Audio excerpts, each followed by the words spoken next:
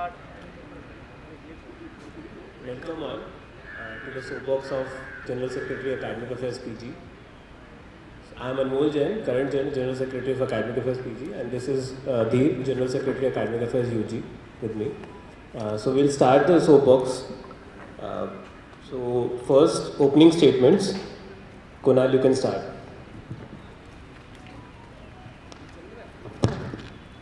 Hello. First of all, thank you so much for having me here. About me, I am a fourth year PhD student from Chemical Engineering Department, and I have been, about my experience, if I can tell, I am the PhD representative of Chemical, the department coordinator, and the academic PhD representative from PJC. I would like to utilize these of my experiences for the betterment of whole PG community, of all the initiatives that I have taken at the department level. I want to extrapolate those on the institute level. Some of my initiatives were there. This is the idea. So I would like to utilize my experience for the betterment of PG community. Thank you so much.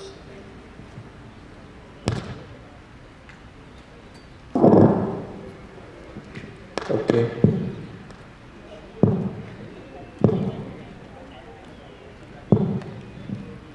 Vikrant, you can go ahead.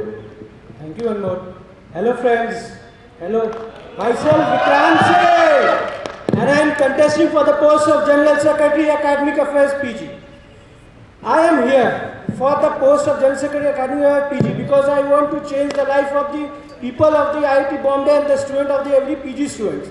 Because here I am coming with a vision. The vision is to bridge the gap between academic and the industry. And all the key initiatives of mine will be for this only. As we know that the students are coming here, just not for the marks or just not for anything. They are coming here for their placements and apart from there, their research. So in my tenure, I will boom the industry's part also. Thank you. Okay, so we'll go ahead with the next section, manifesto debate. I'll exchange the manifestos first.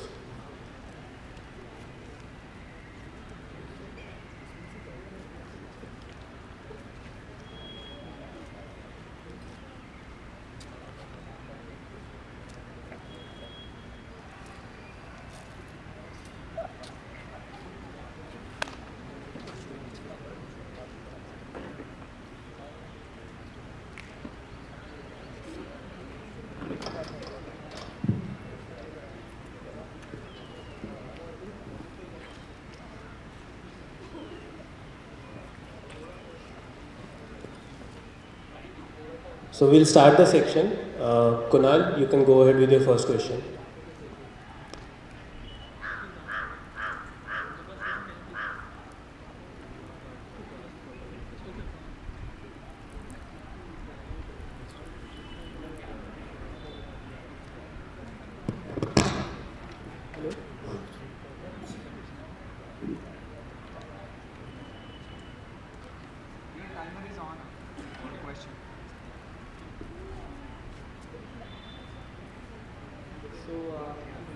One of the points is regarding to introduce the weekly. Yes. So one of the point is to introduce weekly and monthly activities like academic quizzes, Sudoku, crosswords, etc. on PJC Gymkhana website and all social media sites, and announce 3 best active persons in each semester. So what do you think are the feasibilities of these quizzes, comparing that sports, cultural and technical councils have already been doing this, and apart from Sudoku and crossword, 5 people should come to PJC Gymkhana website specifically. And what are the probable success rate that you expect, and how would you like to continue this, at least to start with? Yeah, thank you, Kunal, for the question. The main reason for this, the academic quizzes, Sudoku and crosswords on the Gymkhana website, is we want to increase the reach of the Gymkhana website. Because we want to know that the PGAC should be known by the first year students and every student of this institute. If they will come to this, they can find how to get the reach, and the top to bottom things can be very easily delivered to each and every student. So for this only we are doing this. Thank you.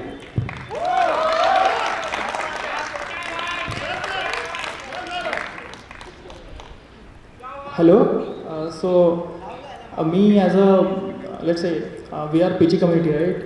Yeah. So why anybody should come to PGAC to play Sudoku? That was the question straightforward, because there have been apps and everything going on. People, the technical, I mean, you understand the point, right? Why PGAC website for Sudoku? That's the idea. You can have placement bars, and you can put what are all the calendars. You can you could have added the academic calendars and everything. There have been fantabulous ideas against it.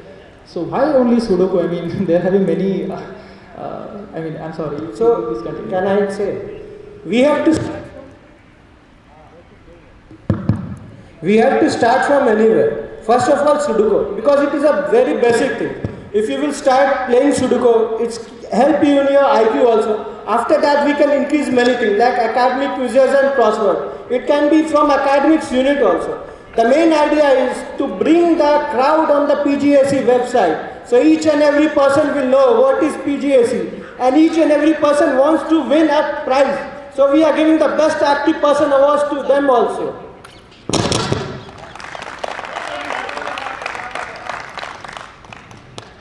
Comparing that, we are having sports and many physical activities, cultural activities to do, and there have been what I would say. What are your things that you will gather the participants to participate in PGAC Sudoku other than competitive, cultural, sports and everything? Why they will come to for the Sudoku thing? So I want to just say that you are not getting the point. The point is, we want to bring on the PGAC side, as on the sports side, as on the cultural side, people are going there. They will come to PGAC website also. We are giving them academic quizzes also. So for that, only to bring the crowd to the website of PGAC from last 3 times, I am saying that only. That is the reason we are giving them academic quizzes, Sudokus and crosswords.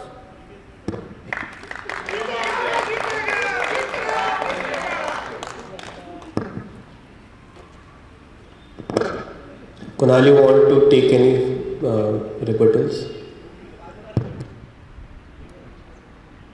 I think if you are okay to call PGs to play Sudoku on PGAC, I think people should be okay with this. These all guys will play Sudoku, right? Again, you are not getting it. I am telling come, to bring please the come, crowd on PGAC, Thank you. not to play Sudoku. No, please. Because we can get from top to bottom. Yeah, sure. Please okay, go. you have got it next. Okay, Vikrant, you can ask your first question. Kunal, my first question is, proposing the addition of the specialization in PhD degree depending on the bucket list of subject done by student. PhD is only the specialization degree. Then what more specialization than you can bring on this topic? Hello. So, do you know what is the structure of a PhD degree? First of all, just the department is mentioned. Not Kunal, please don't cross question. Just answer whatever he has asked. Okay. Thank you. So the structure of the PhD certificate is where it is just a department that is written and your name is written. There is some basic stuff that is written. Apart from that, you need to justify your specialization separately, and I think it is of utmost importance to have a specialization separately, because it is not written in the certificate. It is not written in the degree certificate, first of all. So, providing the additional specialization, if I am from chemical engineering, let's say, and I am having a diverted interest towards AI, I mean, it would be a value addition to the profile of the PhD student itself to have an extra sort of specialization apart from PhD. Will that, does that make sense? So with PhD you are giving 2 specialization, you want to say that? PhD may, at the degree there is nothing written as a specialization. But PhD is only the specialization course, PhD no? Because you are doing the courses that is a specialized. For example, I am from metallurgical department. If I will do any courses of PhD on metal coating, the metal coating has been the specialization of that now. So what you will bring extra specialization for that? Yeah. So depending on the bucketed list of a subject. Okay, so you have done your coursework and you have done everything. Apart from your basic research work, you have done the courses. So there is some value addition within you apart from your research work. You do many things in life compared to this thing. I mean, when you are in academia, apart from your basic research work, you approach the problem with various facets so that you can highlight your credentials on those facets. There is a different way to look at each and every problem, if public agrees. So at one angle you are solving a PhD problem, but at another angle you are also capable of solving other problems too. So that is the idea that I am putting here. So you are putting that, so what degree we will get that last? A Okay. PhD of that specialization or PhD of specialization that we want to put there? PhD of specialization. And what is the need of this?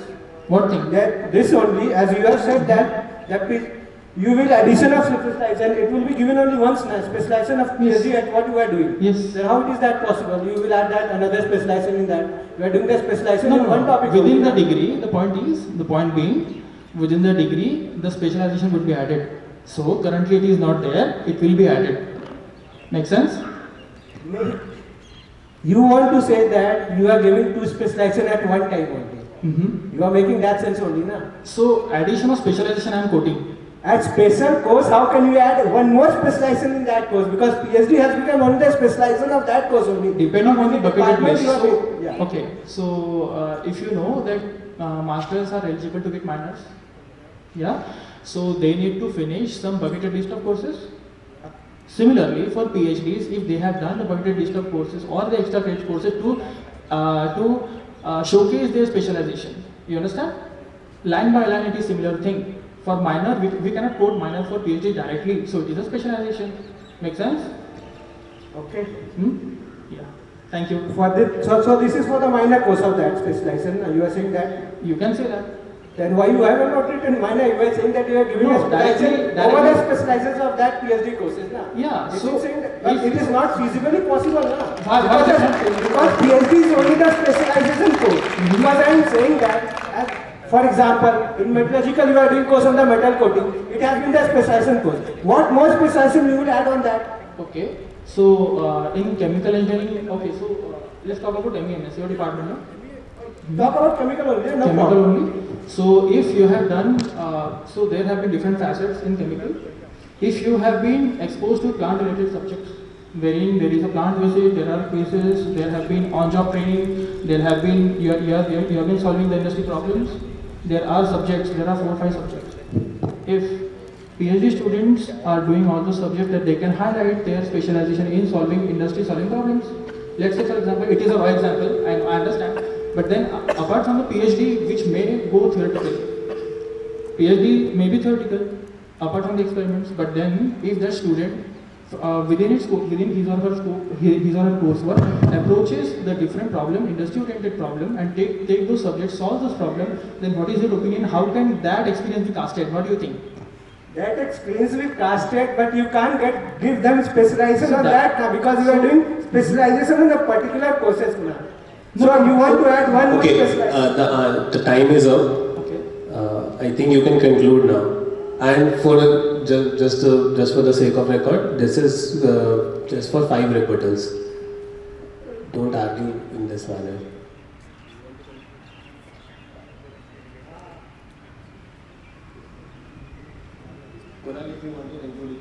Yeah, okay, thank you. So in my opinion, it is of importance for the PhD student to showcase their area of expertise apart from PhD problem they have solved. So in that sense, for me it makes perfect sense to have a specialization apart from the normal PhD problem you are solving. So that's my concluding statement. Thank you.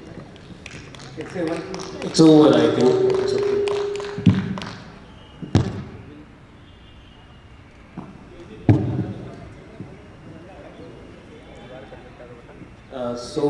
I'll tap when the timer is of 10 seconds left. So Kunal, you can ask your second question.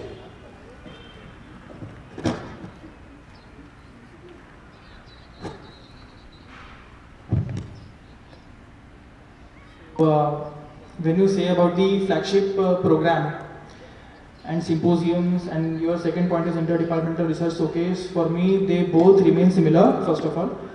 Second thing is, there have been numerous events, if you know. So just to ask as to how these points are different, and how will you be, what are your plans in organizing these events? Thank you for that. The point is that both are correlated with each other. Interdepartmental research showcase and the flagship program, that name would be Research Manthan. As in the tenure of my tenure will start or when the tenures of GSAA PG will start. At the start of the tenure only, we will impose a mail that of interdepartmental research showcase is going to happen. By the help of that, interdepartment in each and every department, the research showcase will be started by the help of the team members, and they will showcase that. And in the flagship event, different R&D heads will come on the one platforms, and they will share their views and experience and some aids. It will be help to bloom the research in our organization, so it will be very helpful. And at last I have written that it is for our PG community. So the PG community basically will be helpful by the research, and each and every student also will be.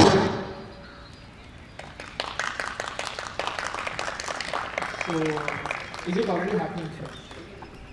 Not for particularly PG community. It is happening. Not for particularly PG community. Okay. I'm here, examples here, if I can quote. Yeah. So, number one is you have been attending conferences or events, wherein if the conference is based on water or energy, then different departments are having interdisciplinary research first of all. So, in case if we are talking about the different departments, so let's say the conference is based on fluid mechanics, then mechanical joins, then chemical joins, energy joins, environment joins, and everybody joins. So how about this thing that is already happening? So it is an area specific event which caters, which unites all the departments related to that area. So how is it different than what you are doing? That's the question. It is different because it has been done because it is interdepartmental research. At that point, in each and every department, at once all the research showcase will be running. As you have said for water, it would be running once for energy science, once for awareness. But has been in whole. When it has started, for each and every department it will start at once. And each and every department result will be showcased at once only. And in the flagship program, they can showcase their research at where the R&D heads will come.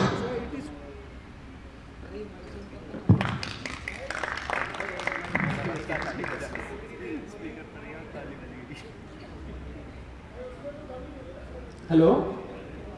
So when you are having the departmental conference to cater this thing, Kunal wait, उसका answer पूरा हो जाने दो.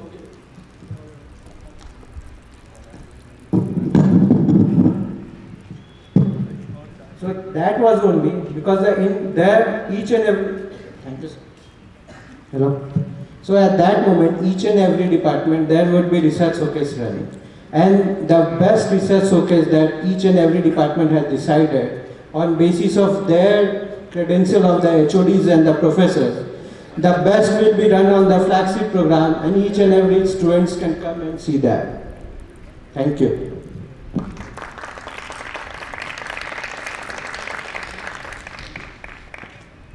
So what will be happening in flagship program?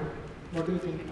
In the flagship program, basically as my vision is to reduce the gap between the industries and academy. So for research and development, as we are the research institute, so R&D heads of different industry will come and share their ideas. What are the views, experience and suggestion to it? Because as we know that in industry, we need major skills also with the help of research skills. So they will say the major skills also and how to overcome that. So I have already said that we are interdisciplinary in PGs. So categorizing from the department, in my opinion, is not a good idea. First of all, because even in MEMS, even in chemical, even in wherever you are, so if you are trying to do an institute level conference, so categorizing them with respect to area, that makes perfect sense in my opinion. The thing is that You can conclude after your answer. This was the final rebuttal. the thing is that in industry, if he is an R&D head, he has to know the different fields of things.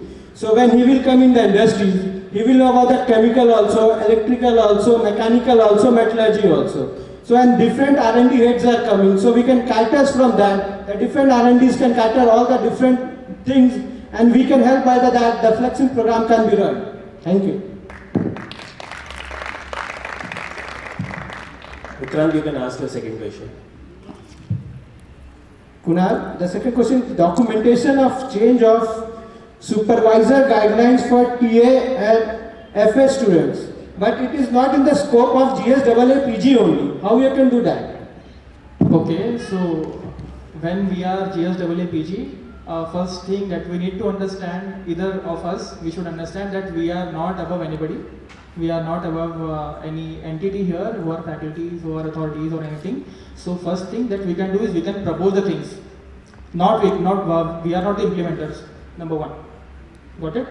Number two is when we are trying to propose this, whenever the TAP category is entering in a PhD program with everything fixed, funding agency fixed, the supervisor is fixed and the project is fixed, it is difficult for him or her to leave or to change the topic or guide, I would say, because it is the thing is rigid compared to TAs. You know about TAs, right? So in the teaching assistantship, what happens is if the equations somehow are going bad, I don't know what are the specific reasons, but if they are going bad, then you are having a freedom to change. I think student welfare comes first, and for that basis, TAP category should be allowed for the change of supervisors if somehow mishappening happens. Mishappening can happen in anybody's life, right? First of all, you have said that you will propose, and you have written that documentation of change or supervisor guidelines for TAP and FA student. Yeah. You have to read that I will propose. You are writing that I am documentation of change of supervisor. Yeah. So there will be a policy that I'm quoting it here. There will be a policy. You cannot have a complete student for full time getting into a TAP category. So there is a possibility of getting a TAP student transferred from one project to the another project, and thereby you can draft the policy. You are saying that it being is at requested to stick to the point. It is not a policy, it is a documentation. Yeah, so documentation. don't go to the policy part. Kunal, this is for you. Yeah.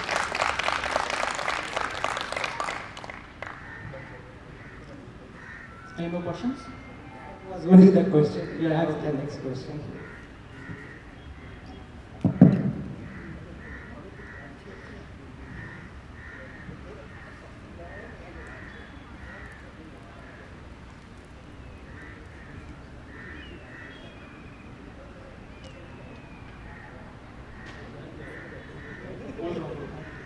So when you say about conducting new technology workshops, what are your plans and what do you know about this? A very good question, Kunal. I was expecting this one. For the new emerging and technology, for example, if someone is working on steel technology or metal coating, he will work on metal coating on the lab basis, which is of a lower skill. But when it will go to the industry level, the area of that things, the variance will be increased. So at that moment, what are the problems are coming? Because we are doing research here at the level of lab, and what the problem is coming in the industry, if we will know that, when they will come back, they will revert back, they will give us their feedback, then we can resolve that now, what things we can come by the help of that. Please repeat the answer. Okay, you have not got that.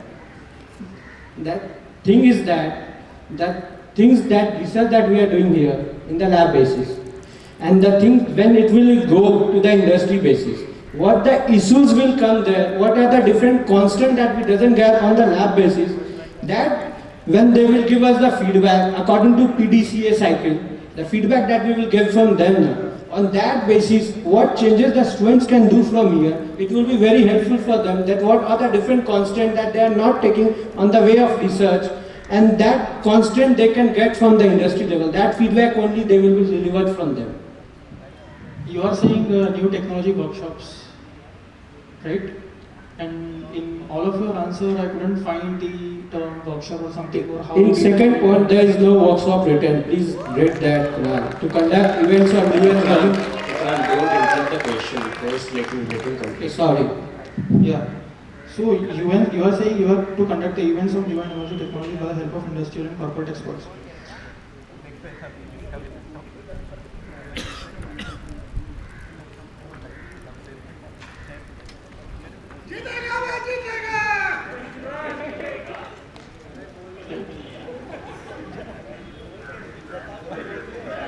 Conduct the different workshops based on the software which are used in industrial corporate applications. Okay, so workshop was a different part. Okay. Yes. And part Kunal. You are done with your question? Vikrant, you can go ahead. Yeah, Kunal, the third question is push for the department level MUs with the local government college to resolve the difficulties and uncertainties faced by the PMRF student to fulfill external tier requirements. How you can do the different levels of MU? It is in your constraint of GSPP to sign the MU with different colleges. Okay, so the straightforward answer would be yes. And how? So how part is for every department there have, again I am repeating the same thing under the PhD purview. There have been interdisciplinary researches going on and everything that's the same. So when we talk about the MOUs, whenever there is a PhD candidate, he needs to do two types of creativity within the institute and outside the institute. So when he or she will be going outside the institute, it would be beneficial for him or her to have the MOU. And how will be doing it? By approaching the individual HODs of the department. So the flow will be, yeah, you can go ahead with the question, please. Go ahead. So the process would be that we will approach to the individual HODs. First of all, they will be signing the MOUs with the institute authorities, depending on the other institute who is all there. So this MOU will streamline the process. That's the idea. Go ahead with the question. But for the MUs, you have to sign with the IITs also and the different colleges also. No. Why? No. It is a two-way process. No, push for the department level MUs with local government colleges. It is local government colleges. So local government colleges MUs will be also there now. You have to sign with them also now. No. Not only with IITs. I am not the one to sign Please these do not numbers. argue. Let him complete the question, then ask. Sure, please. So the question is, you have written the department level MUs with local government colleges. So the MUs with the local government colleges, the second party has become the local government colleges. How will you cope up with this? The government college will sign. How will you cope up this? Please make the question specific. How you will be the cope up with the local government college? You can push for the IITs MUs, but for local government MUs, how will you do that? Okay, so currently they need experts from IIT to teach their students. Number one, everybody needs experts from IIT to teach, I hope. So we can have easy MOU signed by them. If a student is going and teaching there, which is currently happening right now, what is the difficulty in signing MOUs? I mean, make your question specific. What is the difficulties in making signing MUs? It is a very much difficult in signing MUs with each and every person, because if you sign MUs with the local government, it would be very difficult because they will bargain with you. And what are your bargaining needs in that? Because they want a local tiers of IIT Bombay. So currently, whatever the system is going on, right? The system is going like this, that our PMR students are going there to teach. Vikrant, please listen. So Yes, yeah. So PMRF students are going to teach currently. That is already happening. Okay. Now their feedback is very good that our research pool is providing them the service. We are providing the service to the nation, in short. So they are always ready to have MOU signed that we are getting the pool of IIT to teach our students. It is not at all difficult, in my opinion, to get an MOU signed. My question is that in this tenure, the tenure of the previous GSAA, in that manifesto was also this point was written. If it was not fulfilled at that time, there was some reason. You have cross-questioned, you have checked that what was the reason that no MOU was signed at that time. So okay, the reason you are asking. So what happens is there are many colleges in Mumbai or across wherein within the reach of student, right? Covering all those institutes is getting difficult. This is the first thing. Convincing. I mean, whenever you are entering in the new institute, the entrance is the difficult part. But whenever you are having the list of all the institutes with you, and you are in good touch with them, you are having your students going and teaching with them. For those institutes, it won't be difficult. For that reach, okay. So how many years the PMRF has been started? So that represents the relationship of our PhD of our PMRF students with the local government colleges. All points are at Kunal, but my question is only how we will push for the department level MUs with local government. I have already answered this question. We will go with the HOD levels. For local government. Yes. the local, the local entity will and our HOD from the department will come on the same platform first of all. The process is happening currently right now. Time is up, please conclude. And it is streamlining. So, in my opinion, getting an MOU signed will make the process first of all streamlined and it will make hassle free. Apart from that, it will make the PMRF life easier. That currently they need to struggle for having an external TA duty. So whenever with the list of MOU having inside the department or inside the institute, that will obviously streamline and make the life of PMRF candidates hassle free. That's what I think. Thank you. Okay, so we'll move ahead with the next section. Topic debate. Dheer is coming to you to pick up a check. First, Kunal will pick up a check, then that topic will be discussed and debated on. Then the next phase will be Vikrant will be picking up a check.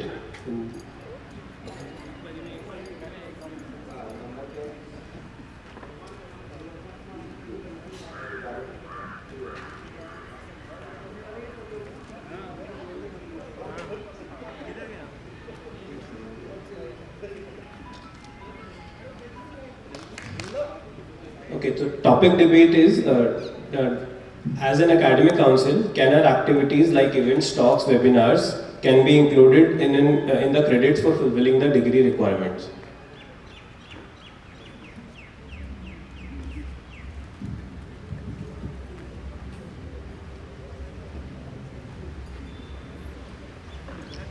So shall I start first? Sure. Yeah.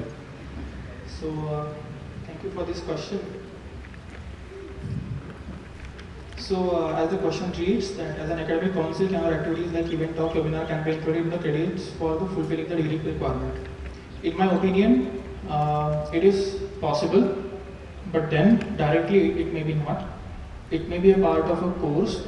It may be a part of what you can say, a different type of credit course. So in some sense, in my opinion, it is possible.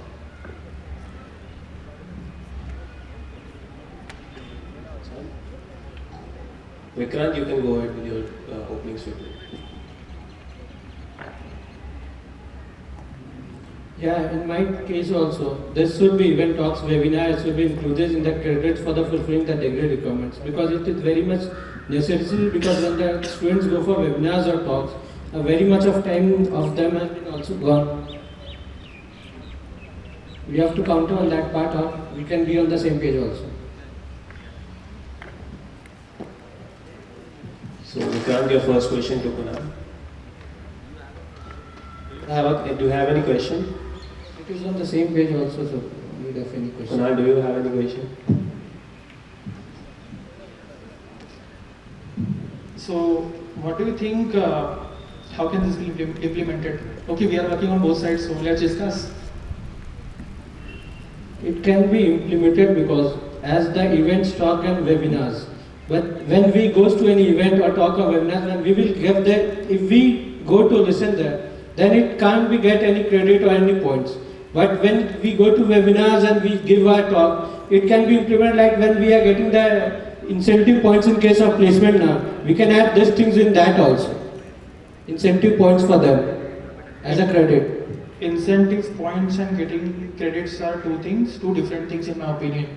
Incentive points you get for placements and credits are the parts of coursework. That only I am saying, that by the help of incentive points, you can, if you are getting that much of incentive points by going there, it can be converted to a credit now. If, for example, if we are getting that, if we are going to webinar for our events 2, 3, 4 times, if we get incentive points of 1 points or 2 points, and if a credit of 6 credit course is there, and if we get 1 credit for each webinars or talks, then a 6 credit can be fulfilled for him. You are trying to say that you will be converting the incentive points to credits?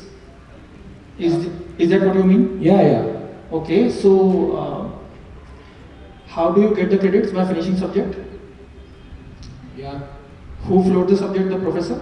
Yeah. Yeah. Who will you? Yeah. So how can you get incentive conversion to credits? I mean, doesn't relate. I mean, the incentive points are the points from the placement service. Yeah. They are placement-centric entities. Mm. The credit requirement is a different thing. It is an altogether different thing. I was saying that as an academic council, we can our activities like event can be included. It can be included by this part only. I was thinking that how it can be implemented. That I was saying. So, in my opinion, it needs some feasibility checks. So, first of all, Feasibility check will be there now when we will implement at that point. Right now you are saying that how can we implement ideation. I think ideation should be this way. Let me build upon it in the right way. So we have implemented in the chemical engineering the course something called as SLPIDP. What happens in that is, and the another course is techno-commercial aspect in chemical engineering, it is called. So what happens is there is a designated professor, which is the primary requirement of floating a credit requirement type of course, which will be utilized for the fulfillment of the credits, number one.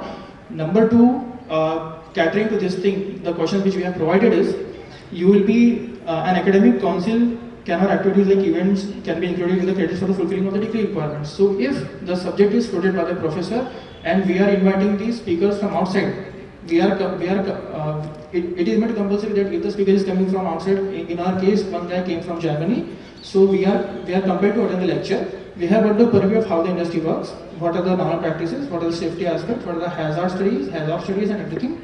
After that, we were given the quiz. So this is to check as to what the students have understood from the lecture or not. This is of very much importance. Quiz is something which is important. Time is up. Vikrant, you can conclude now. That only, the incentive point will be given by them. The incentive point will be given, but when will they say, listen, when will they come back? They have to say now what they have learned and what they have done. Vikrant, I think Kunal was pointing out that placement cells activities are not credit based. So please stick to the point. Yeah, that only. The point is that he's here, how we can implement that. This can be implemented on this way also. If a teacher start giving them incentive points, and incentive points are not credit based. That was the point. So no, please stick to the point. No, the how it will be changed. I have said that only that if a 6 credit course is there, by adding the one incentive points of going to the different workshop, it can be added to a 6 credit point. That is what I am saying. Please stick to the point. Incentive points are placement related points, and that is not related to credits at all. That is a factual correction. Don't debate on it. Okay. So we'll go ahead with the second topic.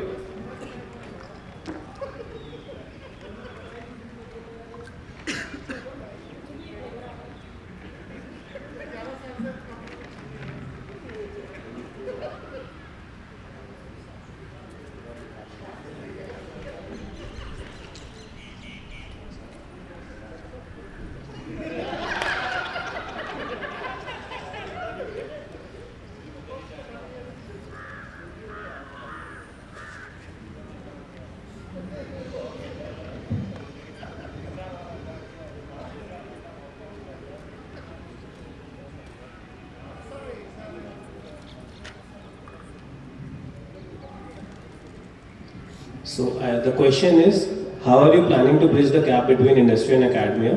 What is the role of PGAC in this? Vikrant, you can go ahead with your opening statement. For the planning to bridge the gap between the industry and academia, for that I want to say that if we can increase the credential of a resume building, it can be helpful for the persons to bridge the gap, because while during that resume verification or when the placement team or when any companies come, they see the resume, what are the credentials of the resume. By the help of that only they can get shortlisted or not. Because by seeing what are in the resumes, HR can know how we can do what things he knew or what things he doesn't know. For example, a person is working on SEM or TEM. If he has done all of his thesis on that, but in the case he can't resemble that on his resume, then it would be very much difficult for HR to find that it is impossible if this person has done a work on SM or TEM. For that only, by giving the essential equipment certificates, we can bridge that gap.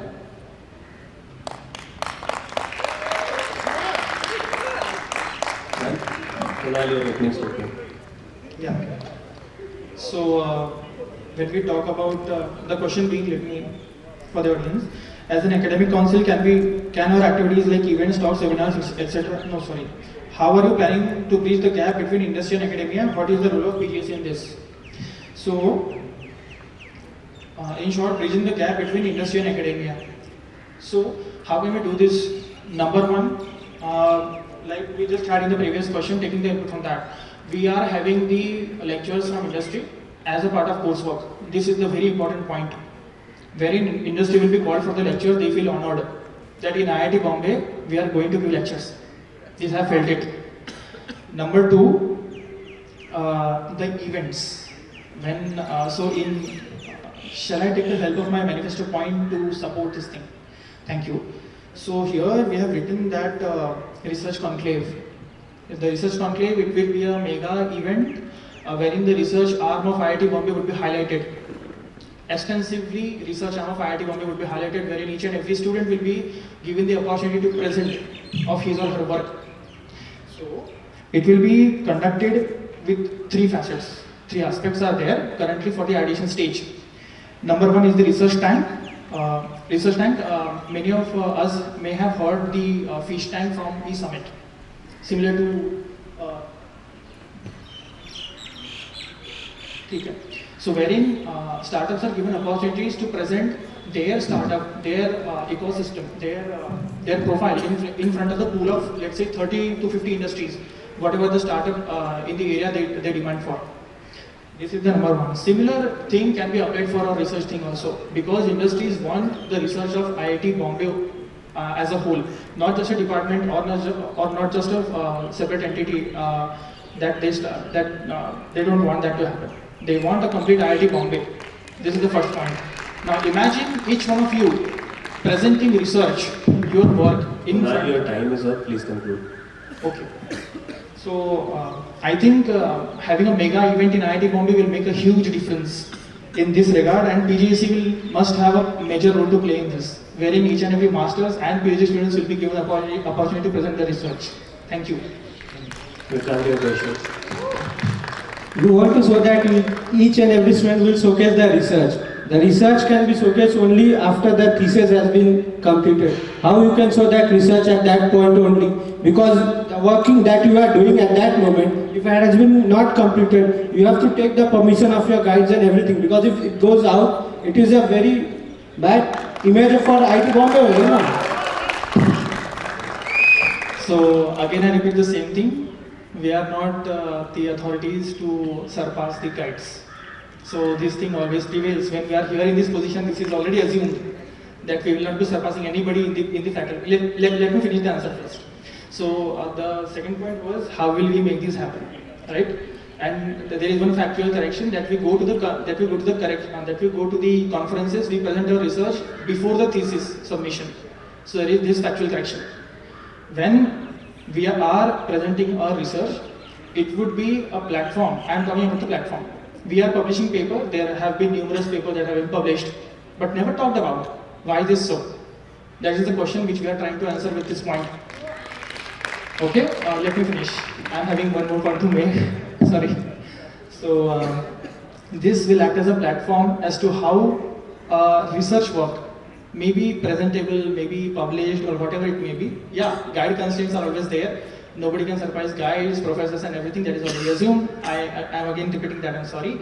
So, keeping all these things in mind, we are providing a platform to explore the research arm of IIT Bombay. I am repeating the same thing. Thank you so much.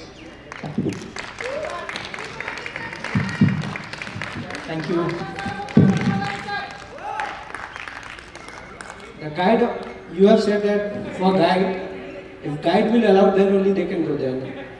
So if there is any case according to you that how we will influence the guide, please allow them to do this. Excuse me.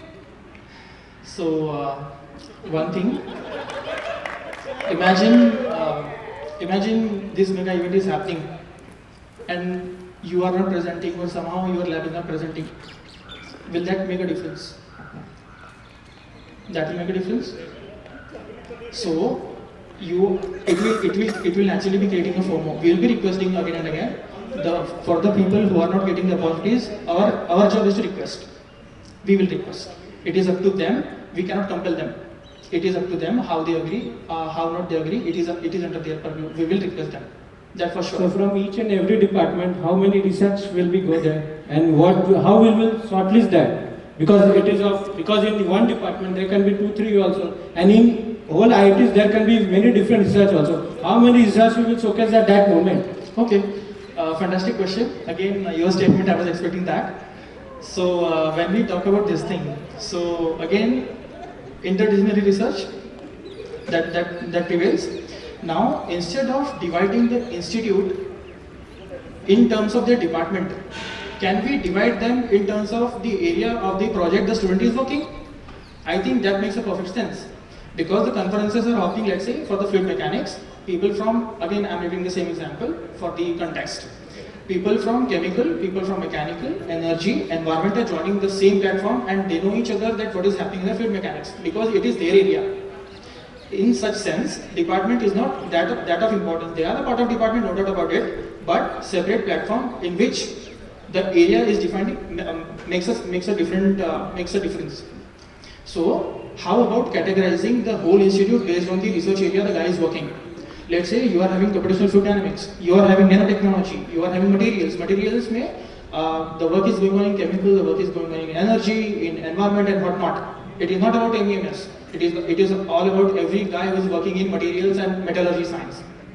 Okay, so dividing whole institute in the areas of the project they are working, the student is working, we will be dividing them in those areas, and the pool of industries will be called depending on the areas they are interested in. They will be called according to the area of the interest. So imagine again, the whole group of CFD in IIT Bombay is presenting in front of 30 companies who are interested in CFD. How about this? This should make perfect sense. You have said that categorize them on different topic. Then how they are coming in a metallurgy or mechanical chemical branch, and you are dividing them on that basis. And what is the role of department in that case? So the department is a body of the institute. We are talking here of conducting an event. Both are separate things. Department is an academic entity. Here we are trying to categorize them based on the convenience of industries, because industries are our main target, right? Yeah, it is the main target. Yes. So when we are going ahead with them, they don't want department, individual department, they don't want. Okay, imagine here that your industry. How about you picking out, going to the department and roaming to the department and picking up one guy, okay, you are working in CFD. They don't want that to happen. They need perfect structured method. That I want CFD, I want IIT Bombay CFD finished. This we have talked. Industry doesn't work only CFD. No, person is different qualities also at that moment of time. If you get only when CFD they are coming, it is no need only. Because in the industry they need many managerial skills also and many other things also that a person has to know at that moment of time.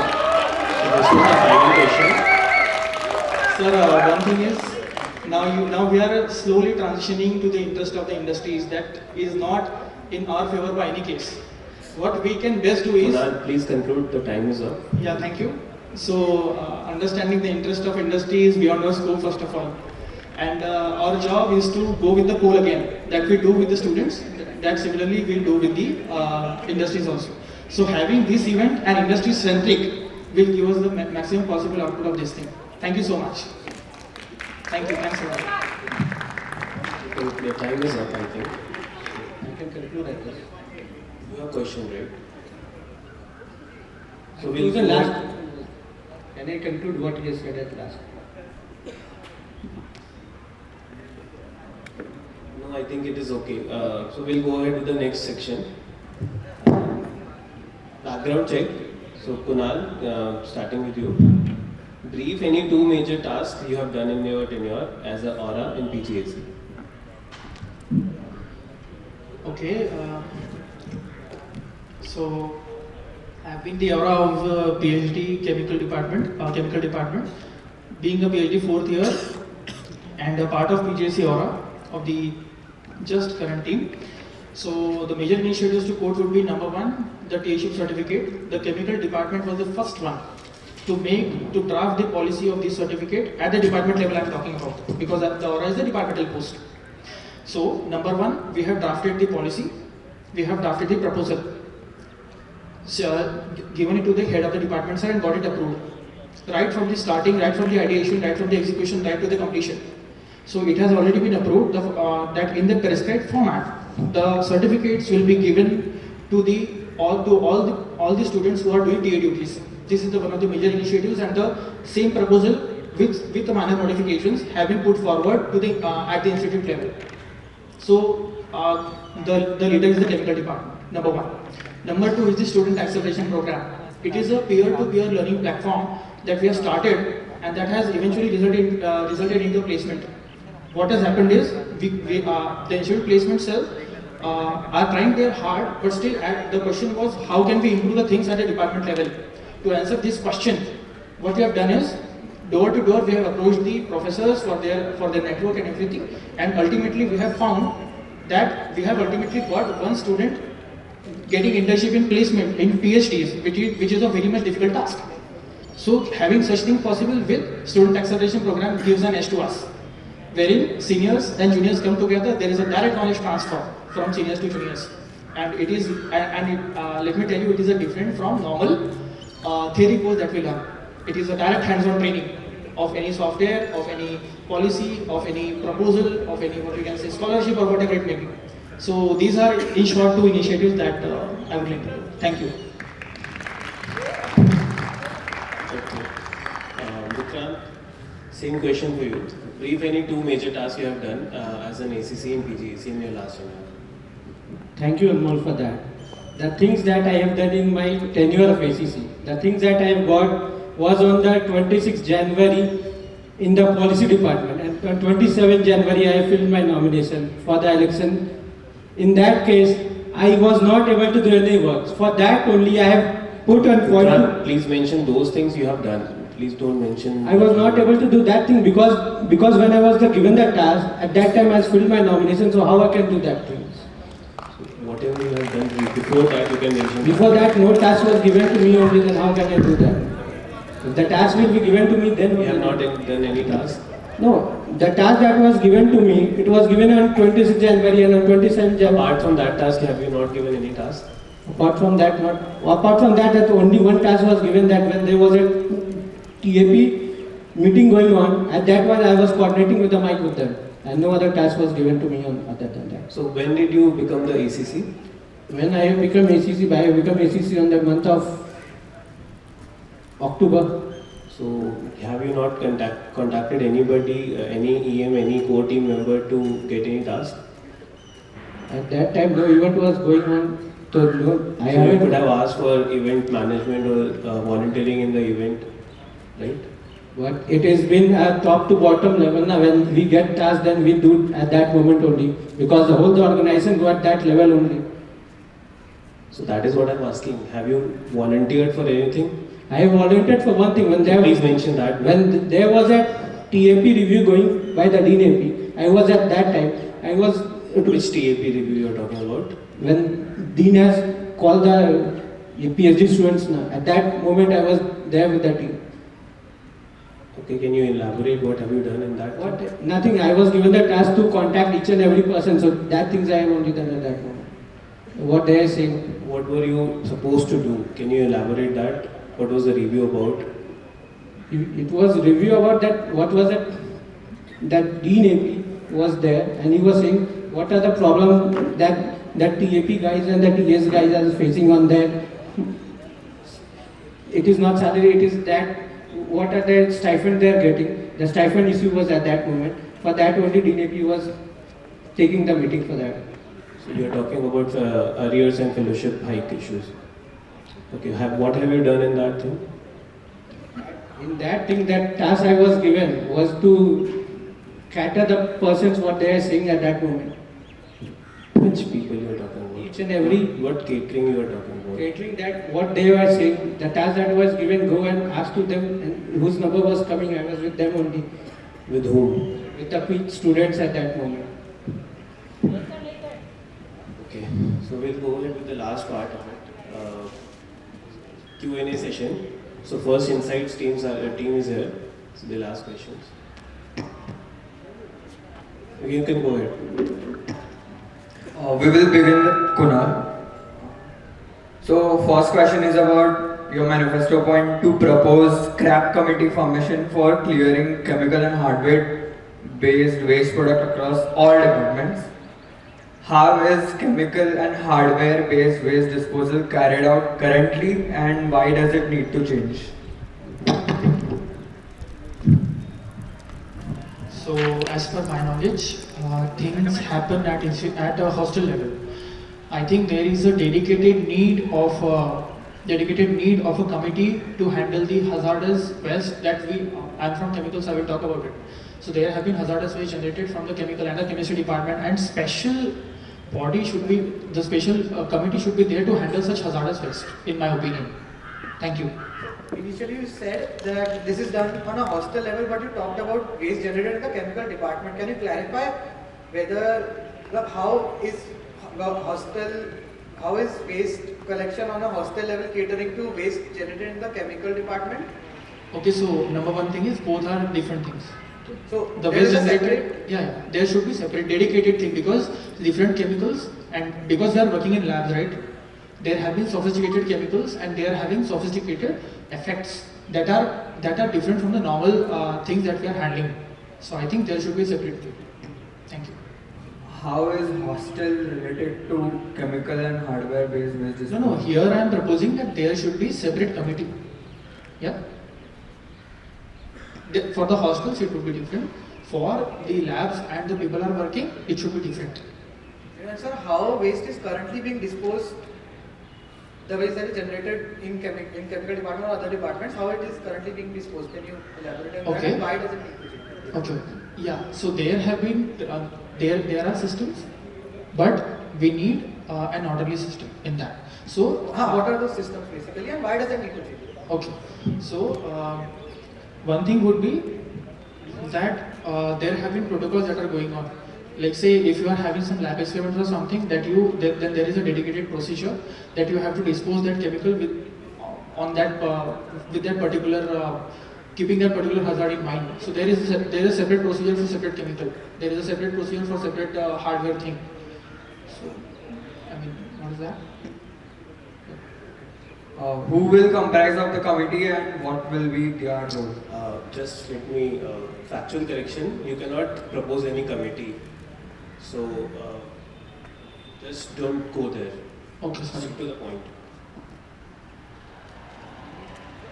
The manifesto part itself is proposing a scrap committee. So he can ask the authorities to propose a committee, but he cannot form a committee. Yeah. Okay, so what sort of a committee are you planning? Like who will comprise of the committee and what will be their role? Okay, so as I said that it would be specific to the lab which we are working in, because different chemicals will be having different. I meant like professors, students, student representatives. Who will comprise of their committee and what will be each of their role? Yeah, You will be so- proposing this committee, right? So Okay. So in my opinion, currently, I mean, with time this will evolve. There is huge scope of evolution. yeah, I agree. You must have some plan in mind. Yeah, right? yeah. The So- plan says at the department level there is already things. I mean, you are having the list of the departments are working in. Similarly, you can have the list of waste generated in the department. Accordingly, that list will be obtained. HOD being the prime head of the committee, as far as I can visualize, the HOD sir can be the head of the same committee, and within the department that can be specifically discussed. So for now, you've just thought about the HODs being the head of that committee. And Head of that committee, and the professors along with the students, there are representatives. Yeah, their work would be to highlight the guidelines as to how a waste can be disposed, so that no agglomeration of the waste that will be happening. So apart from the professors led by the HOD, the things should go tirelessly. Alright, moving on to the next manifesto point. Proposing the addition of specialization in PhD degree depending on the bucket list of subjects. So, how many courses in a particular field would lead to a specialization? Okay, so as similar to the minor courses, we need to have some preset number of credits. Yeah, so what is that number basically? Yeah, so actually it will go again. In my opinion, not having the general statement will suffice everybody, because a minor degree from chemistry, from computer science, from mechanical have the different numbers of subjects. So similarly, here that will also have the different number of subjects.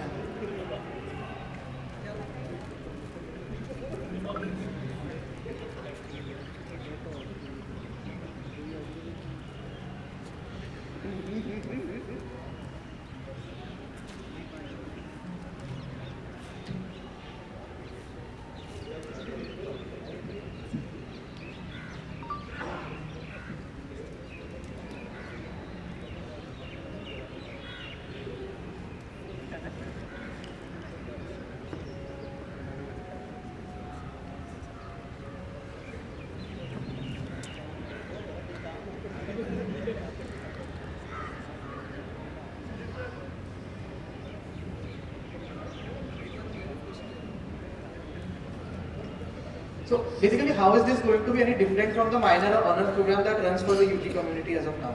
Okay, so there would be a separate bucketed list depending on the PhD student is trying to work in. So so normally how we get the degree is we get just the PhD written, department written, and we get the degree.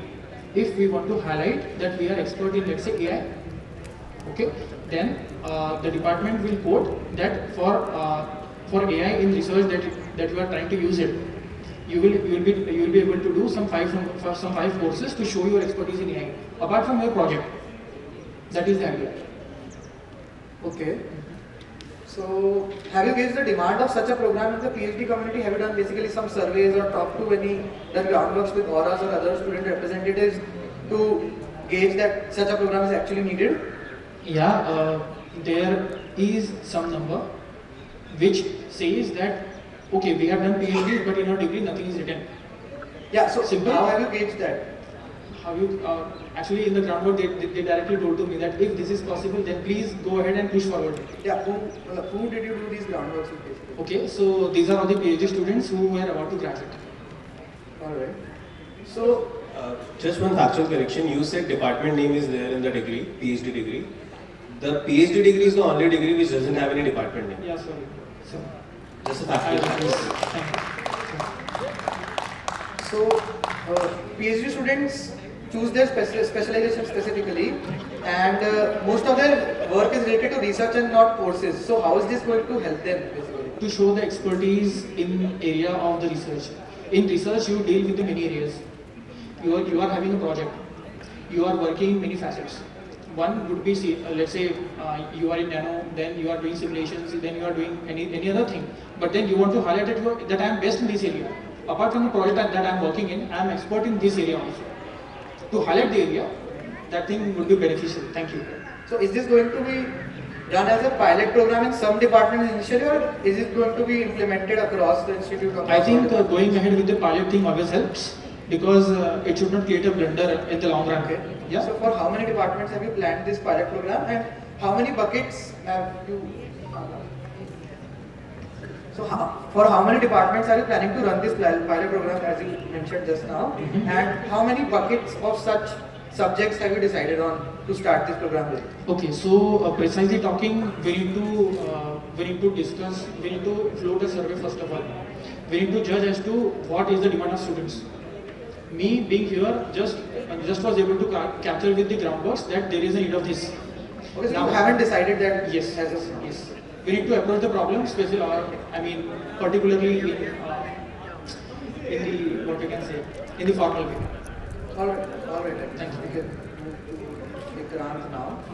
So, based on the best TA point on your resume, Yes, sir. what will be the frequency of awarding this certificate? So it will be at the end of each semester. At the end of each semester. Okay. So you said in the manifesto video that this will be decided by a body of students, professors and HODs. So do you think that HODs and professors will take time out of their busy schedule to decide this, that who are the best 5-6 TAs in every department? Because scheduling a meet with a lot of professors and students and HODs at the same time to decide this might be difficult feasibility wise. Because as TA actually says, it is a teaching assistant. So to get a good assistant, if we will take their time out of that, it will be very helpful for them only. So for that only I have proposed that. Okay, so have you talked to any HODs in any department who have expressed their desire to be part of such a committee? And do they feel that this is needed, and will they be interested to pursue and be a part of such a committee who will decide this? So it was previously given in electrical department. Okay, so you must be planning to introduce this in other departments, Yes, right? sir.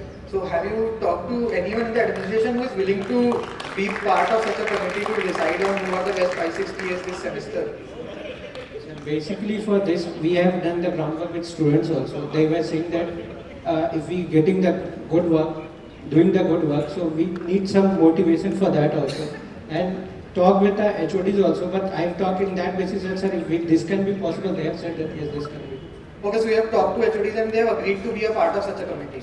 I have not talked about the committee, sir. I have talked about can this be happen, they have said yes, this can be. Yeah, but you mentioned that this will be decided by a body comprising of HODs, professors and students. So we decided, sir. Till now I have not talked with them, I will talk with them with this point. So you have not discussed this with them, whether they would be willing to be a part of such committee who will actually decide on who are the best 560s in the semester and award that award. Yes, sir. Okay. So, do you think the benefits of this point outweigh the cost in terms of the time and effort students, professors and HODs are going to put in? Because do you think just a best TS certificate is incentive enough for students to work harder? And is this based on some survey or groundwork that you've done with some student representatives? Sir, with no incentives, getting any single more incentives is very much higher than that if, instead of getting no incentives. So if they get incentives like best year certificate, it will be helpful for them only. Na? It can says that on the resume that they can will say at a later moment that they know how to work under a person or under any person and they are efficiently enough and diligent enough to do their work. So for that only, it will helpful for them to that as they are the best year certificate, so they can work very efficiently. I understand having some incentive is better than having no incentive, but I would like you to do a cost-benefit analysis of this. So you are putting in time of professors, HODs and students as a body to decide who are the best TAs. So do you think rather than working on a paper, this will incentivize students enough that we would need to have professors deciding on this? So for that point, we have set on the time basis and cost basis now.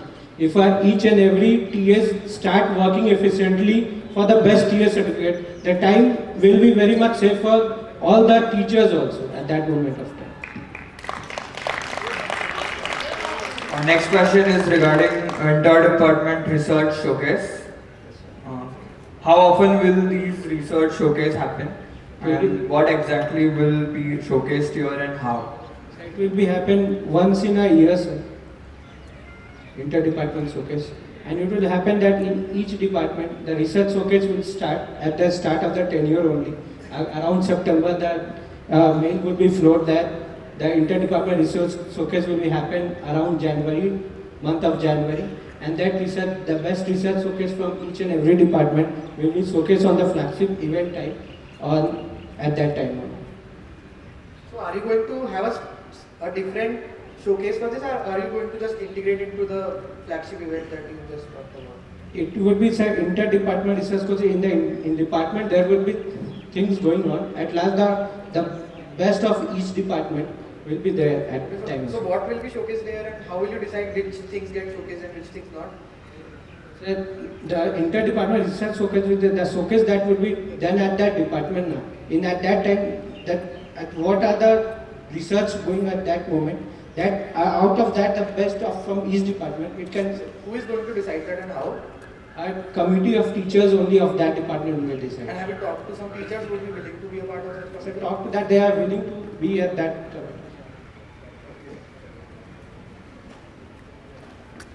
How would you motivate the students to join it? What incentives are you planning to? Sir, basically, sir, for this the incentive and motivation is that sir, a team will be comprised of master students and PhD students also, sir. In this case, so it will be helping a team bonding also and team develop also at that stage. Basically, interdepartmental research showcase means that if you are showcasing something from the BSP department, why will someone from the physics department be interested to go there? Specifically when you have written in your manifesto that it will be based on posters, So just poster presentation, do you think that that will be enough incentive for people to actually visit such a showcase? It is written inter-department, not intra-department. Yeah, exactly, inter-department. Inter-department research showcase will be happen in that department only. And at that event you are saying that, sir, as we know that all things are now interdisciplinary with each other. As when we see that something working in chemical, something working in mechanical, something working in metallurgy, it can be helpful and interdisciplinary with each other also. So at the moment, if they think by visualizing that, because at last, we want to showcase that the person who is coming out from here and R&D, research and development they are doing here and they are doing the PhDs here. When they will go to industry, they will be at the top level management or the middle level management. I'm just saying, you have written that poster presentations will be held at this department research showcase. So are posters enough to represent research and more importantly to attract visitors and audiences? Or will there be something else as well? Because we couldn't find anything other than posters on it. No, the poster things has been written in the manifesto and some incentives like t-shirts and all that things will be given at that time also. Okay. So we'll go ahead with the audience questions. Questions for Kunal should come here. People who want to ask questions to Kunal.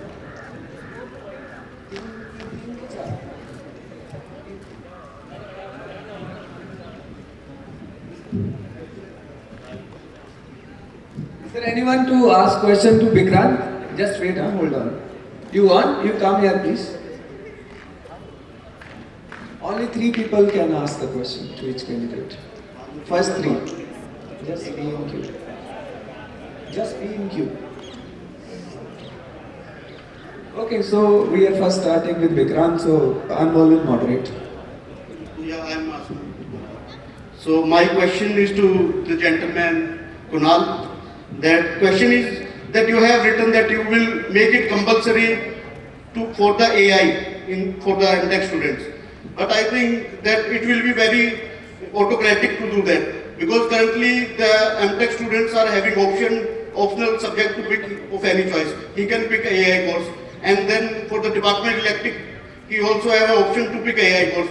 Then why you want to force it upon the students of MTech that AI should be the compulsory part of them?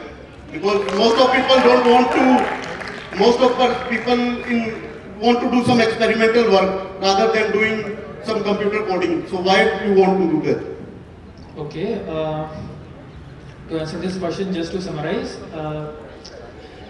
the first part is MTech part, right? So, first of all, like we are having the course of TA 101, we are having the course of GC 101. They are courses which can be finished within a day, right? And they are PPNP course. So, people who just want to taste the subject, I'm using the informal term like taste the subject, so that they just have a glimpse of what an AI is. There have been many YouTube videos and everything that is going on, but then how many YouTube videos we see normally is the thing, right? So the point being, having a similar course of AI 101. I'm just putting the term currently. I don't know how the term will change in future. Just for the sake of communication, let's say it is an AI 101, and you are able to finish it within a day. So it will be like you have learned something. You have the exactly similar structure. I'm visualizing it as parallel to TA 101 and GC 101. You are watching a series and then you are quizzing it. You are watching a series and you are giving a quiz. You are getting a PP grade, and there is no time limit or something to pass this thing like a GC or TA 101. So in that purview, I'm trying to put it in, because it is our responsibility to stay ahead of the curve, because we are here in IIT Bombay. So everybody who is not working extensively on AI, they should be made compulsory to understand what AI is at least. So that is the scope of this grant. Thank you.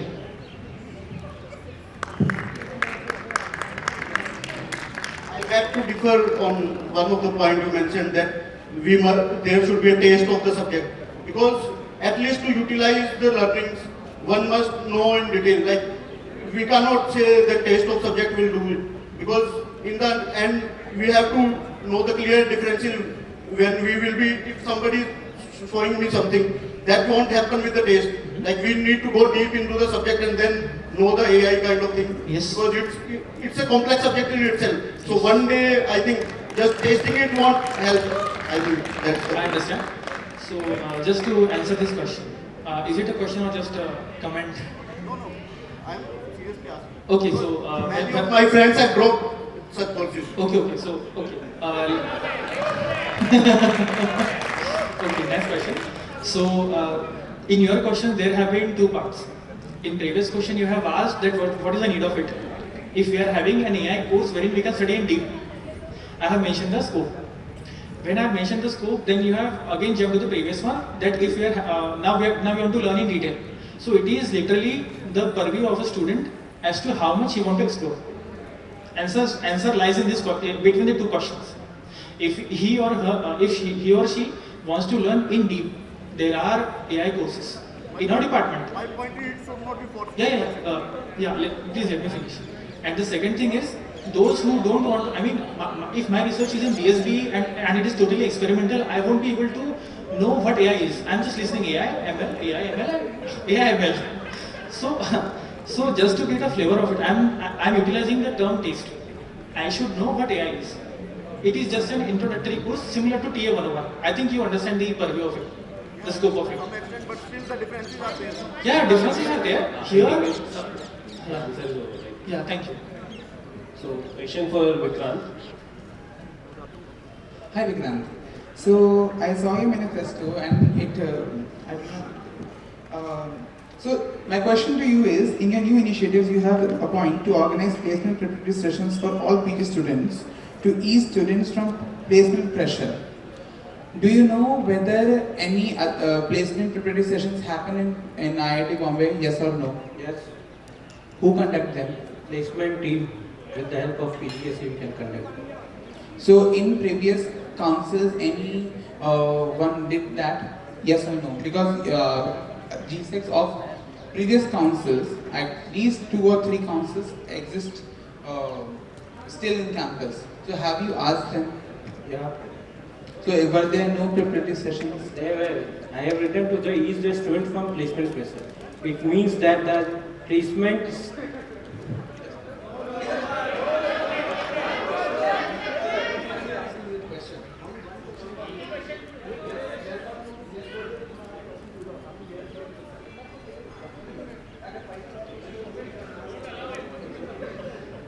Okay, so my actual question, final question is, in the pressure that a lot of placement preparatory sessions happen already and a lot of PG students are not getting time from their MTP for MTechs and for PhDs, they're writing thesis and all, how will you think that they will get time to actually come for your placement preparatory sessions? because it will be done at the moment of June and July. At that time, no courses were running at that time, so it will be very easy for them to do that time. Okay, next question for Kunal. Hello, good evening. Good evening to both of you. Good evening, You are discussing very good points and arguing with the things. My straight question to you regarding the PhD students itself. You said you are doing the PhD for last 4 years, I think? 3 years completed, it's my 4th year. 4th year. So, in the international universities, normally in the 4th year, students are expected to get a degree. But here in India specifically, since I am talking in IIT Bombay, I would stick to IIT Bombay. Why we are not, the same students, the Indian students are going out and they are getting degree in 3 years, 4 years, max to max 4 years. And that too with a good stipend. So, have you also and you also Vikrant, both of you, give a thought to it and how to formulate the things, right? And can you elaborate what is your point? Brother, please conclude. Please question. Karo. Don't. Do you have any question? It was a question or a comment? To question to whom?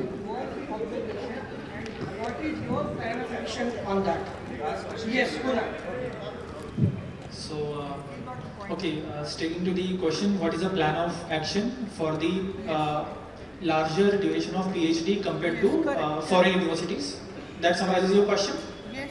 Okay, thank you. So, one of the policies with which I am working currently with the current team now is the APS restructuring policy.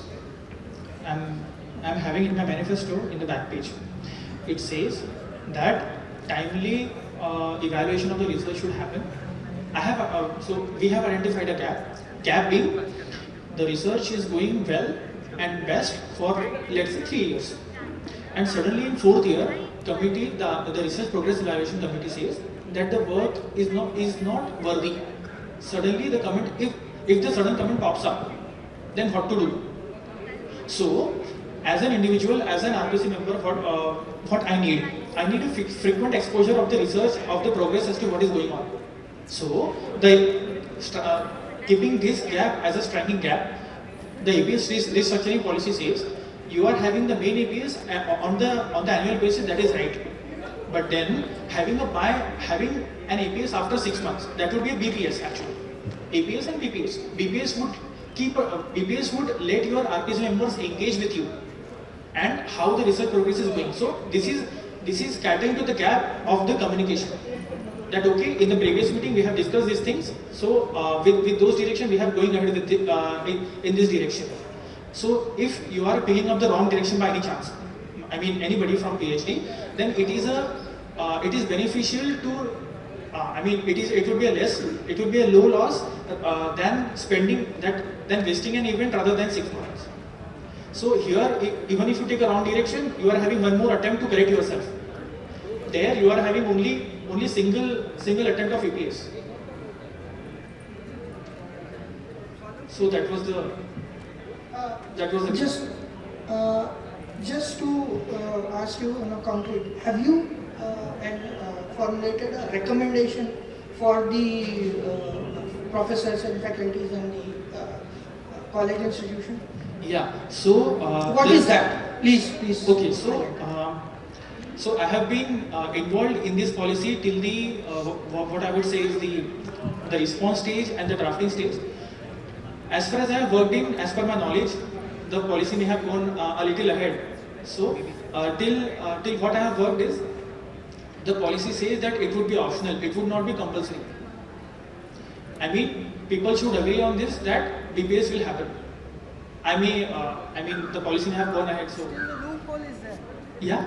That means still the loophole is there. Loophole meaning if the students should okay. Thank you. I think question is over. So next question for Vikrant. I have a question for Vikrant. Vikrant, you have talked much more detail, much more thing about MTech and all the research thing, which you don't know especially. And I just wanted to know that you know the credit system of MTech and MSc PhD dual degree back, which student get converted into PhD, MSc student get converted into PhD. Question number one, do you have a basic credit idea about the MSc PhD dual degree? If yes, then how you can differ the MSc PhD dual degree credit system with MTech?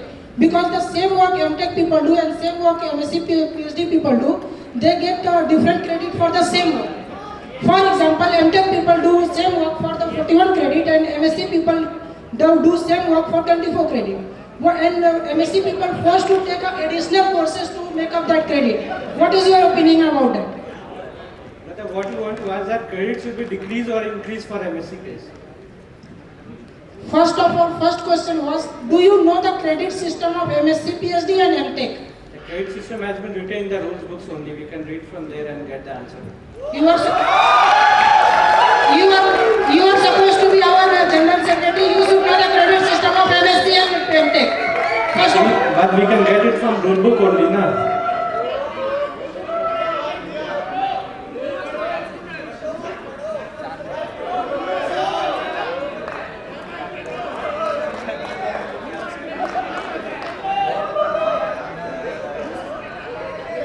So final question for Kunal. discussed very good points, both of you, Vikrant and you. But now my question is that we have discussed a lot of things regarding research and publication of papers, and some points are missing, like what about MBA and what about IDC department? Is there any plans for them also? So when we talk about IDC and MBA, okay. I think, please repeat the question. I am saying that what are the policies for MBA students and IDC students specifically? Okay, so the question being what are the policies specific to these two departments? We being the General Secretary for Academic Affairs, we have tried to make our manifesto to fulfill, the general population. So everybody is masters and everybody is PhD. So coming to these two departments, we need to deal these, if the things are going specifically, not under the general purview, we need to approach the problem separately. That's the approach. Yeah. So here, specifically, it is not. It may not be written that for IDC it is this thing, or for MBA it is this thing. But then we will be approaching the problem separately if it pertains, if it sustains. So that's the idea. It may not be mentioned, but we're open to the problems. Okay. Thank you. Thank you, sir. Thank you so much. Final question for.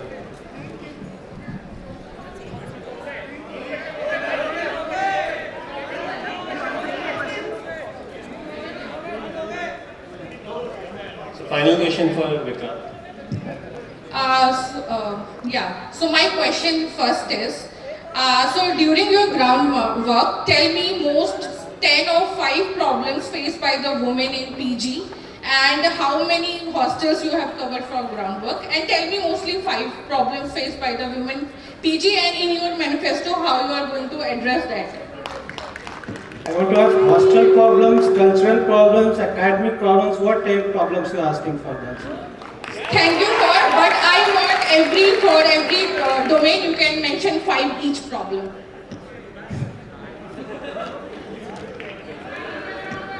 In academic affairs, for cultural and hostel affairs, what are the problems you want to ask from me? Okay, no problem for that also. This should be come from you, from your groundwork. So that's what I And the groundwork of hostel affairs and cultural affairs, why I will do the groundwork on hostel affairs and cultural affairs? I am going for the general secretary. Some students should be belong to one hostel. So I am saying if you have done some groundwork, so that particular student must be from a hostel. That's what I am asking. Don't read about them. Just tell me the challenges you have found and tell me the 5 most challenges girls face during the groundwork you have found. That only I am saying on the academic affair groundwork. Why I will ask them on the hostel affairs and cultural affairs questions. Vikrant, you were not supposed to cross question. Yes. Vikrant, you are not supposed to cross question. You are supposed to answer.